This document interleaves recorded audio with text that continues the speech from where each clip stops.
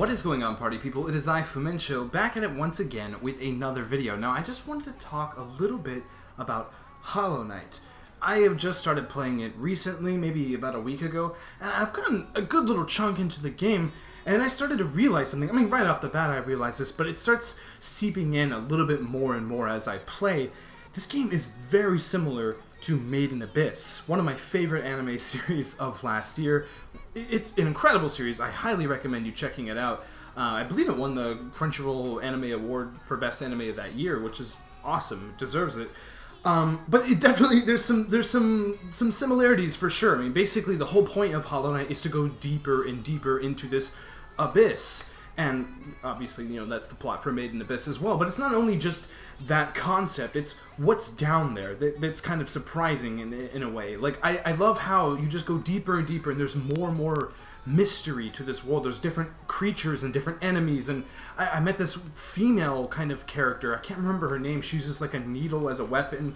She's like a boss fight. Really, really cool. Like, I love seeing these kinds of things in games where you don't know what the next turn is. And that's one of the reasons why I liked Made in Abyss so much, is because it's, again, very similar to that. As we go deeper into this abyss, we see that it's getting more and more dangerous for our heroes, for Reg and Rico, and they meet other allies eventually, and they see that the world is a lot different down there. And I like that. I really do. And I like how we go up and down in this game, which is something that isn't really in Made in Abyss. I like how there's basically like an elevator that brings you up to back to the surface to sell your items, to buy new items actually, and upgrade your character. And then you go back down, back into the abyss, and then you explore more and find new enemies. And there's so much risk there too, because it's almost like a roguelike in a way. It's similar to like a Souls game, how when you die, your ghost is left behind and your soul gauge or whatever is left half. And you have to get that back, because you cannot play the game with half a soul gauge. You have to recharge to bring back your health or to use any of your abilities. And I really like that aspect to the game. I really do. Definitely a Souls vibe for sure. And it's dangerous. And I think that is the main reason why I love the game so much, is because it's not easy. It's not crazy difficult, but you are the one taking that risk. You are the one creating that difficulty. Do you want to go deeper and deeper, or should you go back up and replenish on some items, or you know, just kind of find a save point? I mean, that's another thing too. You want to find those save points so you don't have to start too far, so you can get back to your soul just in case you lose it. And I love that risk-reward type of gameplay is just tremendous. And again, going back to Made in Abyss, I think that's one of my favorite parts about that series, was that, again, there was just so much danger within each of these corners and each of these sort of biomes, or these almost realms, where, you know, one minute there's like these monkey creatures chasing you, and the next there's a giant silverback monster hedgehog spiked creature that almost kills Rico. Spoiler alert. But I love that. I love that we don't know what's next. And that's kind of like this game too. Now, I haven't beaten Hollow Knight yet. I feel like I'm about halfway through. I've played for like a good 4 to 5 hours. I don't know how long it is. I don't know if it just keeps going, but I am going deeper. And the worlds that are being presented are just tremendous. Like, I love that one minute you're like, it's a mine shaft basically, and it looks simple and it looks fun. And then you go into like sort of these grassy plain sort of jungle-like areas where there's different creatures. Like, there's these weird bush creatures and these flies that like shoot out lava or something. I don't even know.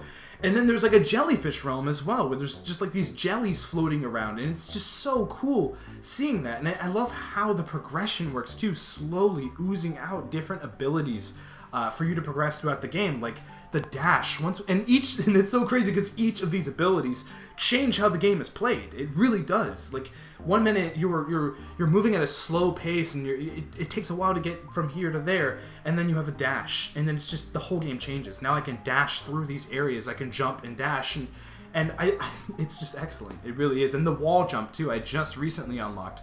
When you get the wall jump, let me tell you, the game just gets so much better. It really does. I actually just got it recently, and I haven't even went back to explore the other areas as well. Now, it's not necessarily a complaint, but I don't like having to kind of go back to older areas all the time with these new abilities. I think that could kind of get stale as, each of these areas, each of these abilities present themselves. Okay, now I got to go back again so I can get this and that. But it's doing it in a way that's very subtle. It's doing it in a way where, hey, you just got this ability. You don't have to go back there. You don't have to, but you totally can to get this worm, to bring him back to his family to get some money and actually get some more health too, because one time the worm actually gave me like a little crystal thing or whatever that made me have more hearts. And I like that. There's so many little aspects to this game that I've seen before in a multitude of other games. It's reminding me a lot of Wonder Boy, which was a really cool... actually, they remade Wonder Boy, which was awesome on the Switch when it first came out, and I love that kind of gameplay. Getting some Souls vibes as well. Really, really cool there. Getting some Zelda vibes with some of the items and how your health gauge works, and even how the progression kind of works. And also I'm getting a lot of strong Made in Abyss vibes. I love that a lot because, again, Made in Abyss was one of my favorite series of last year, and we all want a game of that. We really do. I kind of wish that someone would just, or this studio here would just make a Made in Abyss game, because if there were to be a Made in Abyss game, this is how I would want it to be. I would want it to be in this kind of progression, this kind of world, this side-scrolling kind of dimension. It's fantastic. It really is. I absolutely love just the exploration and the mystery of it all. Everything I love about this game, I also love about Made in Abyss. I guess that's kind of what I'm trying to stress in this video. And it's so weird because I wasn't expecting it. I was not. I know this game has come out a long time ago. It just now released on Switch back at E3. I didn't really know anything about it. I just saw the main character and like, oh, I get it. He's hollow because he's got like a skull. That's kind of cool. Yeah, good title. That could work. And I've heard people rave about it and call it one of the best indie games of all time. And now I'm starting to figure out why. I'm starting to understand why people love this game so much. And again, I don't even know how far I am into the game. It's hard. It gets difficult. I'm in this place where there's these weird praying mantis creatures. They're really tough. They're kind of scary. And there's these weird giant dragonfly things. Like, it is insane. And I love that. I really, really do. I love the difficulty there. And again, I love how you as a player kind of create that difficulty, because you could make it easier if you just run away from these creatures, or because sometimes you gotta replenish on health, you gotta build up that gauge, and you gotta fight enemies to do that. There's that risk-reward gameplay, just fantastic. This is a really, really good game. I'm still playing it. I recommend the game. I really do. And it's like $15 on Nintendo Switch eShop. Play it, enjoy it. It's great portable, it's great on the TV, it looks beautiful. The soundtrack, let me tell you, the soundtrack is absolutely outstanding. I really like it, and if you are a Made in Abyss fan, I definitely recommend you playing it as well, because there's definitely some similarities there for sure, in terms of like how the worlds are presenting themselves, and what we're actually doing is basically going deeper and deeper. It doesn't play on that too much. I mean, Made in Abyss, it's literally going straight down. There's a lot of sort of, going side to side in this game. It is a side scroller, but just in terms of like, I love the pacing of that too. That's something else that I want to point out. The pacing of the game is so well done, because as soon as you just start getting tired of the place that you're in, here's a new one. Here's a new one, and same thing with the abilities too, being able to dash and being able to wall jump. Like, as soon as you figure, like, okay, I need to figure out how to wall jump soon, because this is getting kind of tough to be jumping around here all the time, or having to dash across these things. Like, as soon as you realize that, you were presented with that ability, and that is just excellent game design right there. It really is. It tells the player that the developer's thinking about them. They're saying, hey, you're getting tired of this world? Well, here's a new one. I really, really like that. There's so many games where I feel like I'm stuck inside of one point in the game, and it gets so frustrating, but this game really doesn't do that. It kind of reminds me of Wolfenstein in a way. A completely different game, but Wolfenstein 2 is another game that I'm playing right now where actually I already beat it.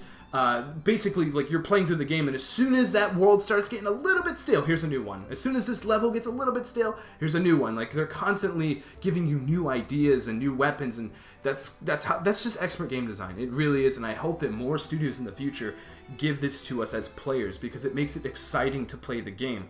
I love how it's here, it's there. You can explore these worlds, and you can kind of progress the way you want to progress. You can go back to these worlds. There's lots of secrets. There's NPCs that are really kind of funny and weird and quirky. It's a really good game. I highly recommend it if you're a fan of side-scrollers, if you're a fan of kind of Metroidvania-style gameplay. The combat's actually kind of cool. I kind of like it.